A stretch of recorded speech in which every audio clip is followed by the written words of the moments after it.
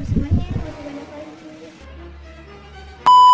Halo semuanya, balik lagi sama aku, kalian mahasiswa administrasi bisnis. Dan di video ini aku bakalan bahas tentang babok versi 16 dari International Institute of Business Analysts. Seperti yang kalian lihat tadi di awal, aku baru aja nyelesain beberapa resume dari pendekatan visualisasi mind map untuk materi video ini mengenai babok. Tapi tenang aja, kalian gak perlu beli semuanya. Di film manis, aku bakalan bantu kalian untuk memahami semua isinya dengan cara yang jauh lebih simple. So, simak dengan baik ya. Apa sih itu bebok atau babok? Jadi sebetulnya babok itu adalah singkatan dari Business Analyst Body of Knowledge.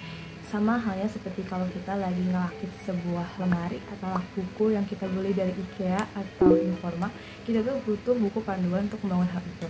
Nah, sama seperti babok, babok ini adalah buku panduannya para bisnis analis. Babok sendiri ini berisi praktik yang terbaik digunakan oleh para bisnis analis. Perlu diingat, babok itu tuh bukan sebuah solusi, tapi dia ini hanyalah sebuah alat bantu. Pada pembahasan chapter 1, dimulai dari introduction, lalu juga interface analysis, sampai chapter 9 yaitu business analysis techniques. Singkatnya ini tuh semua membahas bahwa babok ini tuh bukan hanya dokumentasi teknis, tapi dia juga adalah peta jalan pikir seorang bisnis analis. Babok ini tuh setiap babnya mewakili tahap kritis dalam proses bisnis analis, dari ide, kebutuhan, sampai solusi dengan kompetensi dan alat yang mendukung. Kalau misalkan diterapkan dengan bijak dan fleksibel, babok ini bisa jadi alat bantu yang penting dalam menciptakan sebuah solusi yang nantinya benar-benar bermanfaat bagi sebuah organisasi maupun perusahaan. Apakah babok penting? Penting kalau organisasi paham cara gunainnya. Babok ini tuh memberikan kerangka yang bisa membuat proses analisis jadi lebih terarah, kebutuhan jadi jelas, stakeholder lebih terlibat, solusi lebih tepat sasaran. Tapi kalau misalnya di tangan yang salah, babok itu bisa jadi cuma sekedar dokumen pajangan aja. Bayangin, banyak perusahaan mengklaim bahwa mereka itu pakai babok, tapi mereka masih asal bikin untuk kebutuhan dan langsung lompat ke solusinya aja. Perlu kita ketahui bahwa ada beberapa kategori utama dalam babok loh. Yang pertama, ada metode pengumpulan informasi. Ini meliputi interview di mana tanya jawab mendalam dengan stakeholder, lalu ada workshop di mana di situ diskusi dengan kelompok secara terstruktur, lalu ada observation di mana ini melihat langsung aktivitas kerja di lapangan maupun di dalam sebuah proyek. Yang kedua, ada metode analisis masalah. Yang pertama ini meliputi Ishikawa atau yang sering lebih dikenal sebagai fishbone diagram, lalu ada 5 whys dan ada proses modeling atau sering lebih dikenal juga seperti flowchart. Dan ada metode analisis solusi yaitu membangun alternatif, mengevaluasi risiko dan dampak. Ini tuh meliputi SWOT analisis, risk analysis, benchmarking, sama brainstorming. Dan pastinya masih banyak lagi, tapi coba kita sambungkan dengan sebuah studi kasus singkat. Misalnya di studi kasus singkat ini tuh ada masalah di mana pelanggan ini tuh sering mengeluh atau komplain tentang antrean panjang di loket pelayanan. Nah, disinilah babok itu bekerja di mana babok menawarkan metode seperti ada observation seperti yang tadi, yaitu WA mengamati langsung alur pelayanannya seperti apa, lalu juga root cause analysis di mana ternyata tuh tugas butuh waktu lama buat input data karena mereka menginput datanya secara manual. Lalu juga ada proses modeling atau flowchart seperti visualisasi proses untuk cari titik lambatnya. Dan terakhir yaitu solution assessment di mana ada usulan solusi seperti beralih untuk menggunakan form digital di tablet. Lalu selanjutnya ada relevansi dengan perusahaan ataupun organisasi. Di organisasi ataupun perusahaan modern, keputusan cepat itu penting, tapi kalau cepat tanpa akurasi bisa jadi sama dengan mahal.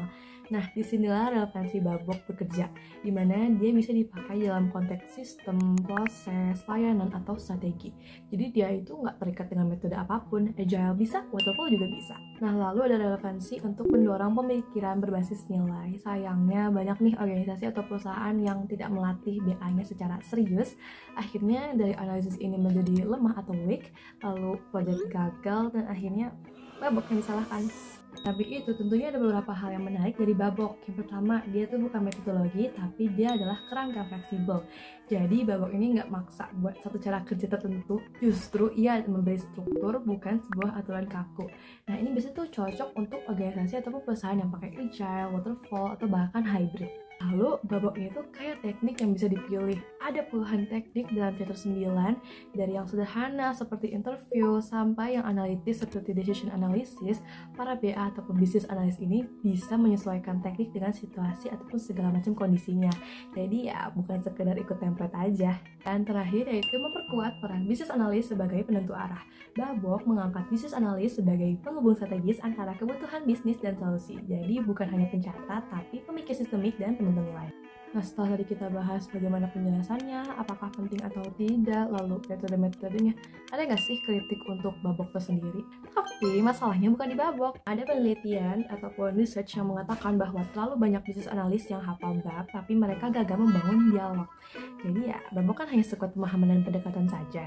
Jadinya inti dari segala inti, apakah babok ini penting? Penting kalau dipakai secara hidup, bukan cuma sekedar dibaca aja. Organisasi atau perusahaan yang cerdas akan menjadikan babok ini sebagai dasar refleksi dan penguatan praktis sebuah bisnis analis. Nah, dari semua hal yang dibahas dalam babok, satu hal yang perlu diingat yaitu analisis bisnis ini nggak cuma soal mengumpulkan kebutuhan, tapi ini soal memilih masalah yang tepat untuk diselesaikan. Dan itulah inti dari enterprise analysis, membawa organisasi atau perusahaan membuat keputusan strategis, bukan keputusan reaktif.